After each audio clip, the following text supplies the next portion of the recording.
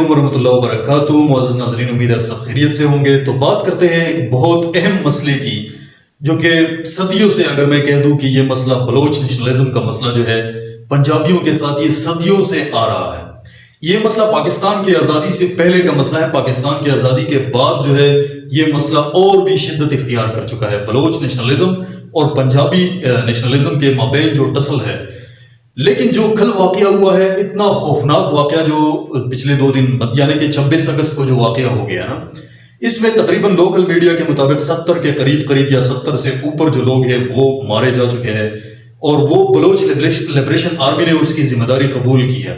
آپ کو بتا دوں کہ بلوچ نیشنلسٹ تنظیمیں جو ہے, جو کہ بزور بازو یا بزور طاقت بلوچستان کی حقوق کا نعرہ لگاتے ہوئے بلوچستان کی آزادی کا, پاکستان سے بلوچستان کی آزادی کا جنگ لڑ رہے ہیں. اور پچھلے 2-3 دہائیوں میں یہ جنگ جو ہے یہ شدت اختیار کر چکا ہے. اب یہاں ذرا یہ بات نوٹ کرنے کی ہے اور غور کرنے کی ہے کہ یہ جو 26 اگست کو جو واقعہ ہوا ہے یہ صرف بلوچستان کے ایک مخصوص علاقے یا احاطے میں نہیں ہوا ہے. یہ اٹیک جو انہوں نے کیا ہے یہ تقریباً بتایا جا رہا ہے کہ تقریباً 6 مہینوں سے اس اٹیک کا پلاننگ ہو رہا تھا, اور اس کے بعد اس اٹیک کو بروئے کار لایا گیا. اور یہ 26 اگست اتنا امپورٹنٹ تھا کہ یہ لوگ جو ہے, یہ بلوچ نیشنلسٹ جو ہے, یہ خصوصی طور پر یہ جو آرم سٹرگل کر رہے ہیں, یہ زیادہ تر اٹیکس جو ہے ان خصوصی ڈیٹس کے اوپر کرتے ہیں. جیسا کہ 26 اگست ہو گیا, جو کہ نواب اکبر بگٹی کا جو ہے اس کی شہادت کا دن ہے, جس کو پرویز مشرف نے 26 اگست 2006 کو شہید کیا تھا ڈیرہ بگٹی میں. اور اسی طرح 14 اگست, 6 سپٹمبر, یہ وہ ڈیٹس ہے جن ڈیٹس کے اوپر یہ لوگ کاروائیاں کرتے ہیں. اور ان پولیس رپورٹس کے مطابق تو وہ یہ کہہ رہے ہیں کہ مطلب ہمیں تو یہ پتا تھا کہ مطلب یہ اٹیک کریں گے یہ لوگ, لیکن یہ لوگ اٹیک کریں گے اور یہ یا سیکیورٹی فورسز کے اوپر اٹیک کریں گے, اتنے بڑے پیمانے پر یہ اپنی طاقت کا مظاہرہ کریں گے.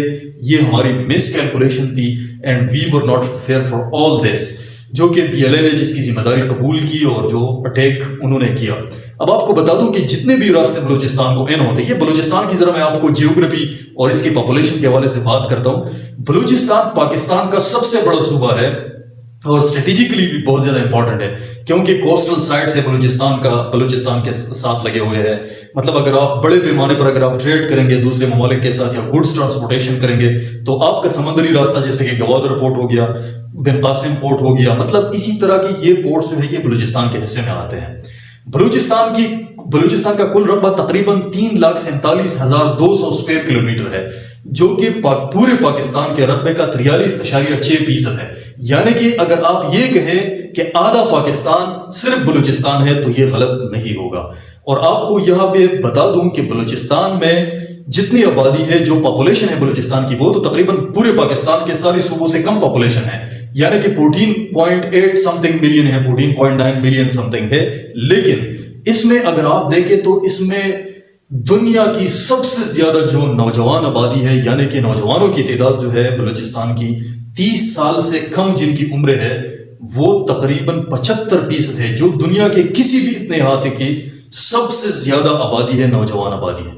یہ آپ دیکھیں نا, 75% نوجوان ہے. اس 14.6 ملین میں تقریباً 75% نوجوان ہے. اور یہ 75% نوجوان یہ پچھلے 1 دہائی میں بہت زیادہ ٹرینڈ جو ہے وہ بہت زیادہ بڑھ گیا ہے, کہ مطلب اسی طرح کے نوجوان جو ہے وہ یہ بلوچ لبریشن آرمی اور بلوچ لبریشن فرنٹ جیسے تنظیموں کو جوائن کر رہے ہیں. اگر آپ کو اس کا میں تھوڑا سا آپ کو ایویڈنس بتا دوں تو یہ جو ابھی لسبیلا میں اٹیک ہوا ہے نا, لسبیلا میں جو سیکیورٹی فورسز کے کیمپ کے اوپر خودکش دھماکہ ہوا ہے, وہ ایک خاتون نے کی ہے. اور یہ 23 سالہ خاتون تھی, جو کہ لا کی اسٹوڈنٹ تھی, ماہل بلوچ, اور 8ویں سیمسٹر کی اسٹوڈنٹ تھی ہے. اب آپ کو یہاں پہ ان کی دوستوں سے جب پوچھا گیا, ان کے والدین سے جب پوچھا گیا کہ مطلب ماہل بلوچ کی کیا ریکارڈ ہے, کیا ان تنظیموں سے اس کا کس طرح واسطہ پڑا, ان کے مطلب کولیگز سے پوچھا گیا, تو ان کے کولیگز نے بھی یہ بتایا کہ مطلب یہ کبھی بھی اسی طرح کی چیزیں ہمارے ساتھ انہوں نے ڈسکس نہیں کی ہے. پچھلے دنوں ہم یہ ڈسکس کر رہے تھے کہ مطلب پاس آؤٹ ہونے کے بعد, گریجویشن کے بعد جب ہم تیاری کریں گے CSS PMS اسی طرح کی کمپٹیٹیو ایگزامس کے لیے, تو مطلب کیا کیا کرنا چاہیے. تو ماہل بلوچ نے یہ ظاہر کیا کہ نہیں میں تو مطلب وکالت کرنا چاہتی ہوں, اور وہ پریکٹس بھی کر رہی تھی, انٹرنشپ بھی کر رہی تھی, اور ان کا بیسیکلی تعلق جو تھا وہ گوادر سے تھا. لیکن 3 گھنٹے کے مسافت پہ جا کے انہوں نے یہ جو اٹیک کیا ہوا ہے لسبیلا میں, یہ انتہائی خطرناک ہے. اور یہ پہلی خاتون نہیں ہے کہ جس نے خودکش دھماکہ کیا ہوا ہے بلوچستان کا.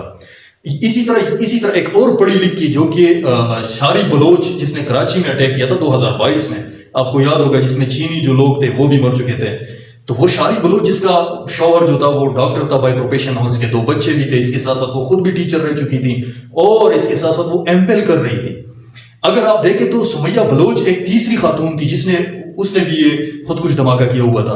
اور اسی طرح 2-3 اسٹوڈنٹس جو پچھلے دنوں مارے گئے وہ بھی یونیورسٹی کے اسٹوڈنٹس تھے اور وہ یونیورسٹی کے ساتھ تعلق رکھتے تھے، اور مطلب اسی طرح کے مطلب لا اور پالیٹکس اور اکنامکس اور اسی طرح کی سبجیکٹس پڑھنے والے اسٹوڈنٹس تھے. تو اگر ان فیگرز کو دیکھا جائے تو خوفناک طریقے سے تعلیم یافتہ بلکہ اعلیٰ تعلیم یافتہ لوگ بھی ان آرمیز کو جوائن کر رہے ہیں، بلوچ نیشنلسٹ آرمیز کو جوائن کر رہے ہیں. اب میں یہاں پہ یہ نہیں بتاؤں گا ان لوگوں نے جو اٹیکس کیے پہلے تو پورے بلوچستان میں کیے، جیسے کہ قلات ہو گیا، فزدار ہو گیا، لسبیلا ہو گیا، مطلب مستونگ ہو گیا، گوادر ہو گیا، یہ ساری جگہوں پہ انہوں نے اٹیک کیا ہے. کہیں پہ سیکیورٹی فورسز کے اوپر اٹیک کیے انہوں نے، کہیں پہ انہوں نے شاہراہیں بند کیے، جن لوگوں کو مطلب گاڑیوں سے اتار کر ان کے شناختی کارڈ چیک کر کے جو بھی پنجابی تھا اس کو مارا ہے. اور اس کے ساتھ ساتھ یہ بھی کیا ہے کہ مطلب کچھ فل بھی انہوں نے گرائے ہیں، گاڑیوں کو جلایا ہے. تقریباً 70 سے زیادہ لوگ جو ہے اس میں مارے جا چکے ہیں. سیکیورٹی فورسز کا کہنا ہے کہ ہم نے 21 جو دہشت گرد ہیں ان کو مارا ہے. اب یہاں پہ یہ بات ہم نہیں کرنا چاہتے کہ مطلب یہ اتنا خوفناک یہ مطلب ریزسٹنس کیوں شو کر رہے ہیں، بلوچ آزادی کیوں مانگ رہے ہیں اور حکومت کیا غلطی کر رہی ہے. یہ جو چیزیں ہیں یہ نوٹ کرنے کی چیزیں ہیں. نواب اکبر بگٹی کو کیوں مارا تھا؟ اگر جب پاکستان آزاد ہوا تو ان لوگوں نے پاکستان کو تسلیم کیا تھا، مطلب بہت پہلے سے جیسے پاکستان آزاد ہوا تو انہوں نے پاکستان کو تسلیم کیا. اب یہ کوئی نہیں تھا، یہ ایک نیشنلسٹ لیڈر تھا، لیکن یہ پاکستان کا سپورٹر رہا ہے اور پاکستان کو سپورٹ بھی کرتا تھا. لیکن یہاں پہ بات آتی ہے ان لوگوں کی ریسورسز کی. اگر حقیقت بات کی جائے تو بلوچستان جو ہے ریکارڈنگ اگر آپ دیکھیں نا، سونے کے اوپر یہ لوگ زندگی گزار رہے ہیں. ریکارڈنگ کو دیکھیں نا، گولڈ ہے وہاں پہ، سونے کے اوپر ذلت کی زندگی یہ لوگ گزار رہے ہیں. حکومت ان کے ساتھ بالکل ناانصافی کر رہے ہیں. اور اس کے ساتھ ساتھ اگر آپ دیکھیں ان کا سوئی نادرن گیس جو ہے نا، یہ بھی بلوچستان سے نکلتا ہے اور یہ بھی پورے ملک میں پھیلتا ہے. لیکن ان لوگوں کو تو کوئی فائدہ نہیں ہے. گوادر پورٹ کو دیکھیں، بن قاسم پورٹ کو دیکھیں، یہ بڑے بڑے شاہراہ، بڑے بڑے تجارت کے پورٹس ان کے پاس ہے، لیکن ان کو خود فائدہ اس سے نہیں ہو رہا ہے. تو نواب اکبر بگٹی جو مشرف کے ساتھ مطلب یہ کہہ رہا تھا کہ ہمارے منرلز جو ہے، ہمارے ریسورسز جو ہے، اگر یہ حکومت استعمال کر رہی ہے تو اس میں ہمیں یہ جو کہ ہمارے ریسورسز ہے اس میں ہمارا رائٹ ہے، ہمیں پہلے اس کا حصہ دینا چاہیے اور پھر حکومت اگر استعمال کرتی ہے تو یہ ان کا بس خیر ہے، ہم اس پہ کچھ نہیں کہتے، لیکن ہم پہلے اور اولین جو ہے اس پہ ہمارا رائٹ ہے اور ہمارے لوگوں کو اس کا فائدہ ہونا چاہیے. لیکن بہرحال مشرف کے بارے میں تو آپ کو پتا ہے کہ وہ بدماشی کرتا تھا.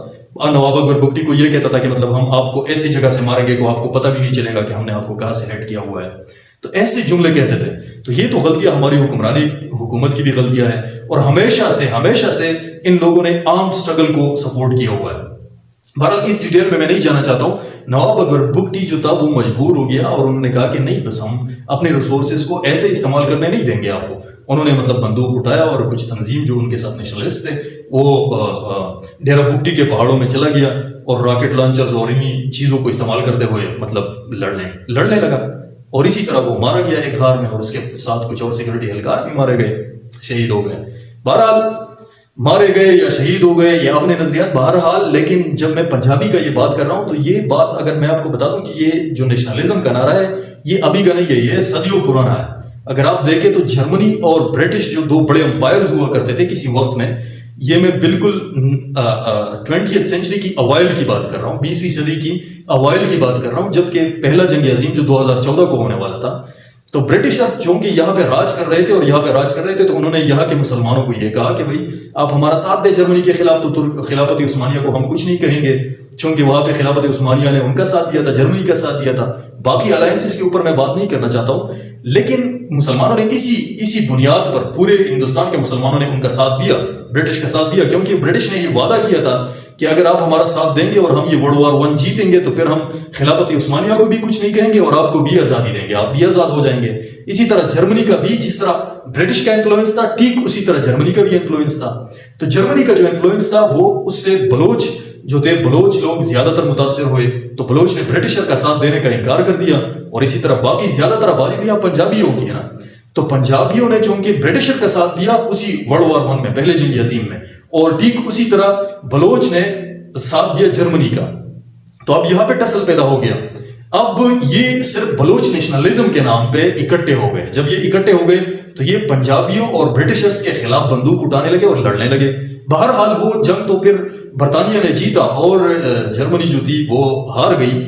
لیکن اس کے بعد جو یہ نیشنلزم کا نعرہ تھا وہ پیک پر چلا گیا، اور وقتاً فوقتاً یہ تنظیمیں باہر کے دوسرے لوگ ایجنسیاں بھی استعمال کرنے لگے، خود بھی یہ عام سٹرگل کرتے رہے. لیکن بلوچستان کی گریونسز بھی ہے، صحیح گریونسز بھی ہے.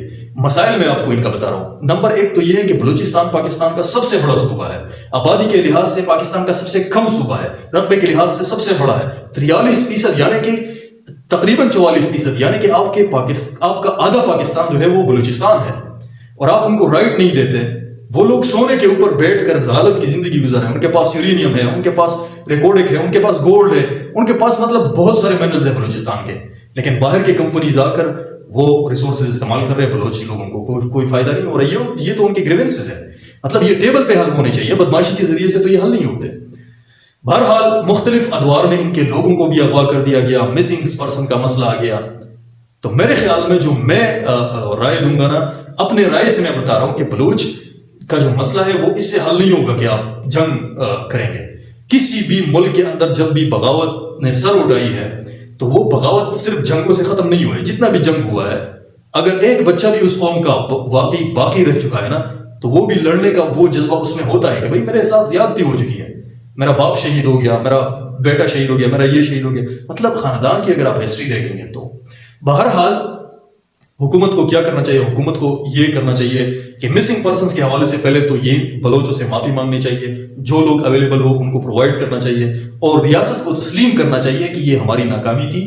اور صحیح معنوں میں ریاست کو یہ چاہیے کہ یہ بلوچوں کو اپنا حق دے، اپنا رائٹ دے. اور بلوچ اسی پہ بھی بہت سیکھ پا ہے کہ وہ کہتے ہیں کہ ہمارا بلوچستان کا صوبہ بلوچ لوگوں کے ہاتھ میں نہیں ہے. یہاں پہ جو لوگ آ کے بیٹھے ہیں اور ہماری حکمرانی کر رہے ہیں ہمارے اوپر، یہ باہر سے ڈکٹیٹ ہوتے ہیں. یعنی کہ زرداری اور ایسے لوگ جو ہے یہ ان کو باہر سے ڈکٹیٹ کرتے ہیں، اور یہی ڈکٹیشن جو ہے یہ ہمارے اوپر حکمرانی ہے انڈائریکٹلی. تو یہ ان سیاسی لوگوں کے اوپر بھی غصہ ہے. تو اس لیے یہ خوفناک چیز ہے کہ یہ جو یونیورسٹی کے نوجوان ہیں، طالب علم ہیں، جو پڑھے لکھے لوگ، ایک وقت تھا جب پڑھے لکھے لوگ اس تحریک کو نہیں اپناتے تھے، اب یہ پڑھے لکھے لوگ بھی اس تحریک کو اپنا رہے ہیں. تو یہ بہت خوفناک چیز ہے. تو میرے خیال میں حکومت کو یہ کرنا چاہیے کہ اسی طرح کے اگر یہ رہا، یہ سسٹم رہا، تو اور لوگ پیدا ہوں گے. آپ کتنوں کو ماریں گے؟ اپنے لوگ ہیں، اپنے لوگوں کو آپ کس طرح مار سکتے ہیں؟ بہرحال آپ ایک کمیٹی قائم کریں، دیانتدار لوگوں کے اوپر جو مشتمل ہو، وہ باقاعدہ تحقیقات کرے. بلوچ لوگوں میں نے جب تحقیق کی تو مجھے پتا چلا کہ یہ لوگ ہمیشہ سے تیار ہوتے ہیں ٹیبل پہ بیٹھ کر بات کرنے کی. تو جو لوگ بات کرنے کے لیے بیٹھ جائیں گے ان کے ساتھ بات کریں، پوری بلوچ قوم کے ساتھ بات کریں آپ. اور جو لوگ بات کرنا نہیں چاہتے اور مطلب دوسرے ایجنسیز یا دوسرے لوگوں کی وجہ سے، انفلوئنس کی وجہ سے کر رہے ہیں، تو وہ خود بخود ہٹ جائیں گے، خود بخود سائڈ پہ ہو جائیں گے.